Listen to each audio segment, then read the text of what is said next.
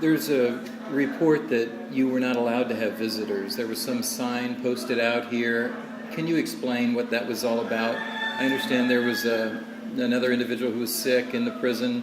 Yeah, a Haitian guy that actually knew me from Seguin. When we moved here 7 years ago, we lived in Seguin. He's a really neat guy. He was diagnosed with TB 2.5 weeks ago and was literally sick, close to death, and wouldn't let him go to the hospital, So Sunday morning, we finally banged the barrier loud enough to get commander's attention, and we got their permission to take him up and take him to the hospital. So he went to the hospital Sunday, was diagnosed, and brought back into the room. No IV, no medicine was given to him. Brought back to the room, pretty much to wait until he can purchase the medication. And his family lives literally 3 hours away in a vehicle trip from Jacmel, so he's not down here to buy anything from me. He has no means to buy anything from him. So it's kind of a well-known fact that if anybody needs medicine specifically, I'll be the one to buy it for you. So this specific week, a commander was sitting at the gate and wouldn't let any papers go in and out. So I mean, as a prisoner, there's several ways of communication. There's physical visits. There's paper communication where you write letters and people write letters back to you, and there's a phone. We've not had any phone access for over 4 months. Ever since the cholera outbreak, they actually don't let physical visits come in until this past month. They've started to allow visits to come back in, and the third way of communication is to send letters out. So I requested this prescription to go out with to my house so they can buy the medicines for Shonette that he needed, and it was returned back to me and said no papers go out. So I sent it back out Monday morning and Monday afternoon as well, and tried to send it out to my house to buy the medicines. Again, it was refused. Brought back Tuesday morning again. I sent the prescription back out, asking them to send it to my house. My house sends food to the jail twice a day, so I have an opportunity to send papers out with them on normal weeks. This week, the commander would not allow any papers to go out all week, so they called me down for a visit. So it was late Tuesday morning, and during that visit, I saw the commanding officer, and I spoke to him personally. I said, please, there's someone in our room that's really deathly sick at this point. 4 days without being diagnosed, another 4 days without being medicated. Can you please just allow this medication paper to go there? So he asked me to show it to him. I showed it to him. He said, absolutely, this is inappropriate. We should have let this go through. This is not right. So he reprimanded the woman standing at the gate, blocking all the papers, and that upset her. She came up to my room that evening and asked me kind of what my problem was with her, and I explained to her I had no problem with her, and she just, the only issue I had is not allowing papers to go through, specifically this prescription, and her comment back is she doesn't like to read my papers. Everything I write is written in Creole because that's what's required. Nothing goes out in English. And I said, I did ask her, and I was frustrated. Can we have someone at the gate that likes to read and will allow paper to go through? And I pleaded, not really for myself, but for this fellow Haitian man that was literally dying because he couldn't get the medicines.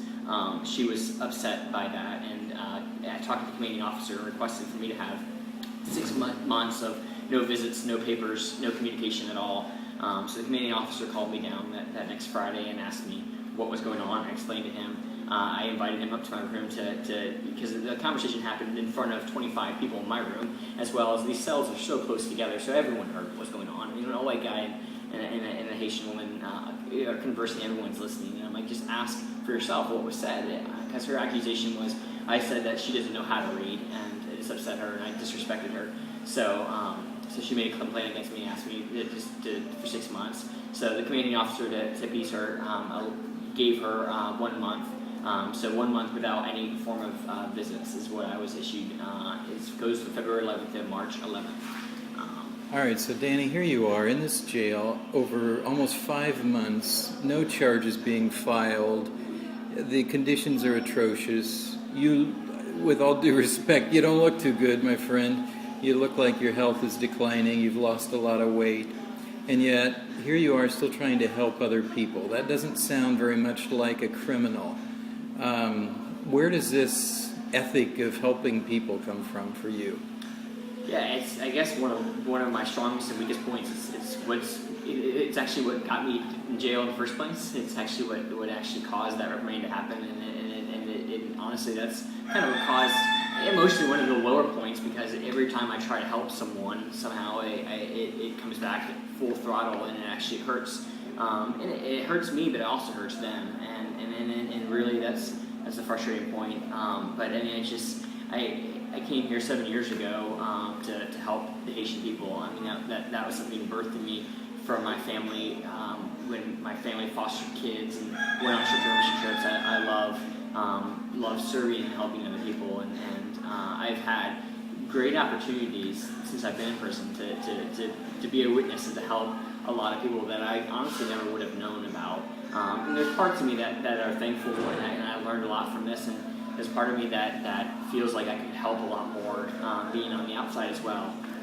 And honestly, I actually plan on doing that. I've got a few people that are in jail for as ridiculous reasons as I'm in jail, and have been here for 9 months, that I actually plan on going to the commissary myself and asking for them to review their case and to release them, because there's a lot of people say they're innocent, and after living with them for 5 months, you get to know which people actually perform the crime and which people I believe have not.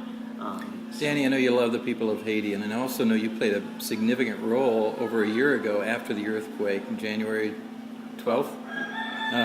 Can you talk just briefly about that role that you played in the post-earthquake days? We had an awesome opportunity to run the airport right after the earthquake, and it was all born out of a missionary family's kids needed to get out, so I was able to get special permission from the higher ups to bring in a plane directly from the United States to transport these kids in. And within hours, with our home office in the United States, we were able to coordinate 3 other planes coming in that day, and then the next day we grew to 12, and then in following days we actually had over 100 aircrafts land in Jacmel, and we lived and worked at that airport for 2 weeks. And when all airports were closed all over Haiti, they were all military run. We were the first able to get in supplies into Jacmel. I flew a plane over and we landed on a road in Leogon. We were the first responders in Leogon to bring food, medical supplies, and medical needs.